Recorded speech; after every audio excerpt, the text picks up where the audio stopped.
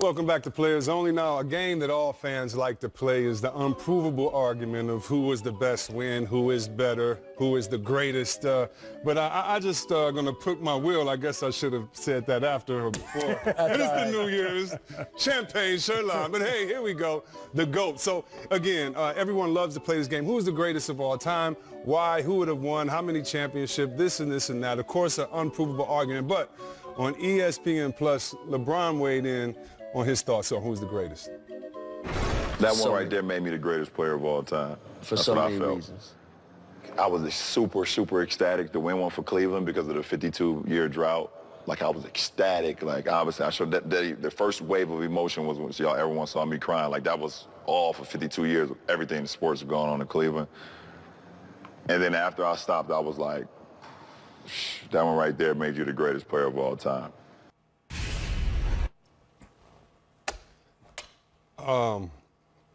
I've never heard one of the greatest say they were the greatest of all time. That was very interesting to me. Kevin, what are your thoughts? Oof, man, you know what? It's one thing. We all sit at this table all the time and sing his praises. Yeah. I think LeBron is a great player. Yeah. I just think that's disrespectful, honestly, to Bill Russell.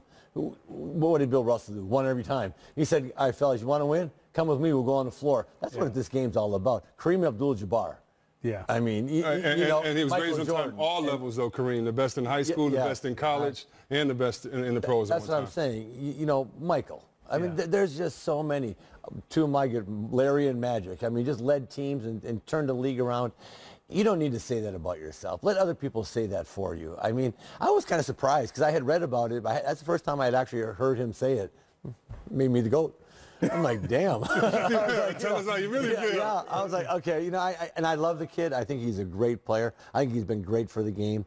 But let other people say that for you. Yeah. To me, it's just disrespectful for a lot of people that came before you that were great players. And you said it to begin with, Chris. You can't compare eras and all that stuff. All these guys have been so great in their era. I just didn't like. I didn't like the way that sounded to me. Just didn't like it. You know, and everybody knows I love LeBron, but I'm gonna call timeout on this one because and I'll speak definitely to LeBron, or I'll say it to his face. But you never. There's a certain thing about greatness that demands that you have humility with greatness. Now, I've never heard, even though we argue about Michael Jordan being the greatest of all time or Kareem Abdul-Jabbar being the greatest of all time, LeBron James being the greatest of all time, we have those arguments in debate. I have never heard Michael Jordan say he's the greatest of all time. Yeah. Even though he may think that, even though Kareem may think that, right? You just don't come out and say that. Now, in this era, you know, maybe it's okay for people to come out and say that.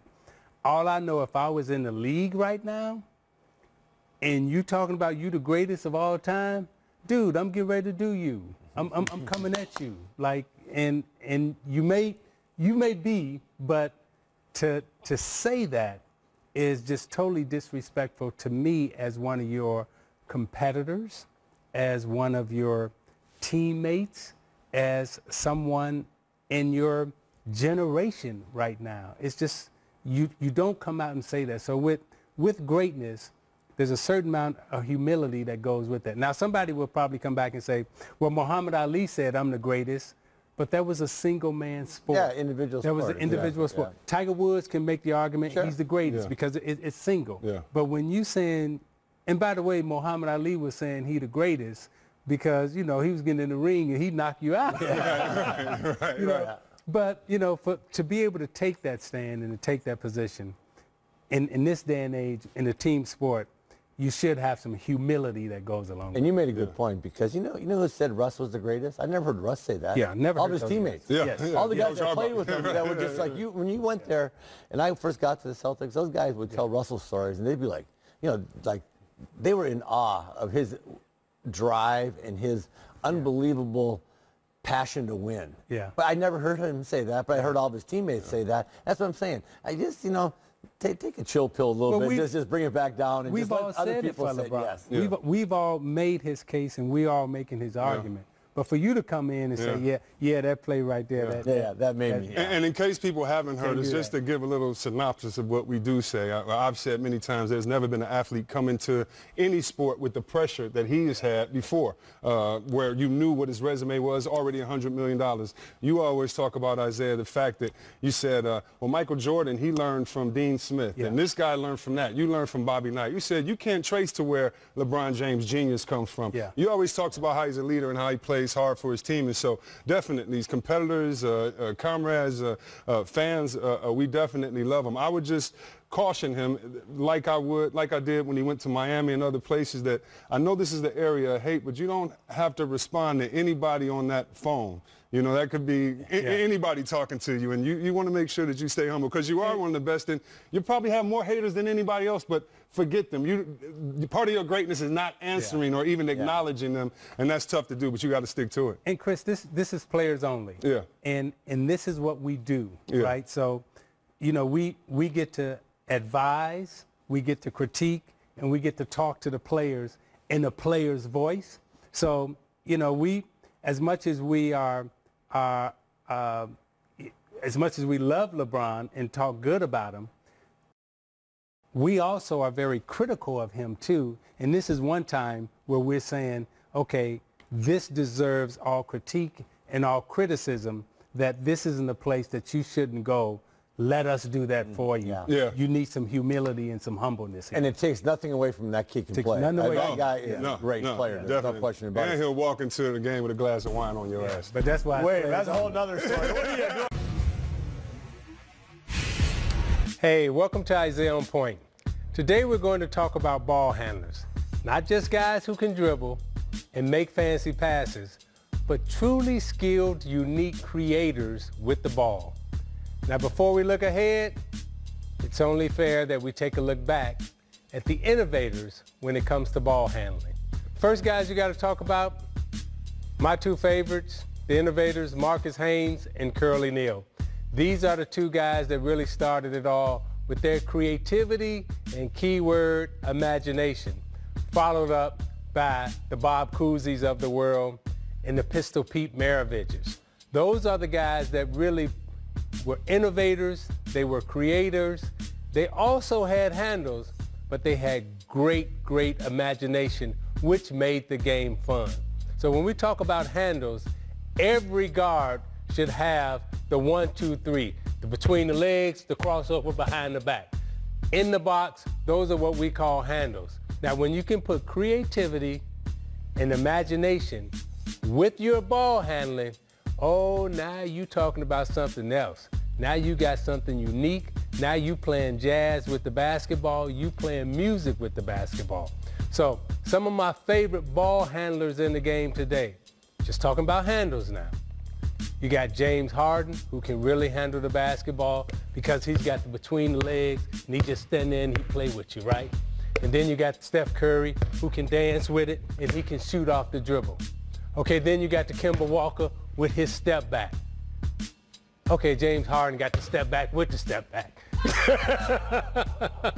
But those are handles.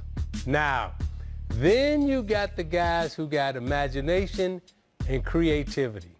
Now, Jamal Crawford, to me, when you talk about imagination and creativity over the last 20 years since he's been in the game, he's got it all. One of my favorites, when he come down and he double pack behind his back, da-da-da-da. I hadn't seen that before. That was unique. That was original. Okay, and then we got to get to my man Kyrie Irving, because what he be doing with the basketball, he be skating with it, right? Not just handling it in front of him, but he skate with it. He like Barry Sanders with the basketball sometimes. It's unique, it's beautiful, it's a different style. If you want to impress me, you got to put some creativity and some imagination with it. You got to sing me some Earth, Wind, and Fire with that basketball. I need to hear it sing, dance, and bounce. That's when you got creativity and imagination. That's how I was taught to dribble. Isiah on point. He is the point and the point man to have this conversation. So I found out about this. I got here early before the meeting. You didn't even see me. I found out about what we were talking about. So I wrote down, I'm like, okay, DZ's going to give us who stands out to him. I wrote Kyrie, nope, Steph, Rod Strickland, God Shamgod. Nope. Do you want to tell the people? I say handles, you say? I say Jamal Mashburn. Yo, you got to show me that. Yeah, I went way back, y'all, because when he came into the league, it wasn't a small forward that knew how to put the ball. You see, behind his back, Isiah talked about. He talked about the crossover. Well, yeah, Scottie Pippen, one of the best defensive players arguably ever in NBA history. Look at that crossover. Jamal Mashburn came in and changed our game from the small forward position. Most of the guys was catching and shooting. He just gave me, he didn't even cross me up. He just went by me. Why y'all show? You wasn't supposed to show that on me. You're supposed to show everybody else. Only the players. You know what's funny, too, is, and I'll say this real quick because this is true, everybody around, every time G. Hill's in here with us or anybody around D.C., dude, you used to have them handles. You came in and shot. Yes. But that was not like it. What was the nickname? What was it, the shoes? What was your feet? Oh, Foots. Foots. Yes. So in high school, yes, I dribbled the ball more. Then when I got to college, playing with Kenny Anderson, I said, yeah, I'm going to stop dribbling and concentrate on shooting, and the rest is history. But it's one of those things you learn as a player. You learn what your strengths are, and as you get older, you want to do everything else because they tell you that. But obviously, for me, the history was catch and shoot, and I wish I could handle like Jamal Mashburn. Well, the good news is that if Smitty is watching now Friday, we have an Under the Rim nominee for when we're together. Let's take another look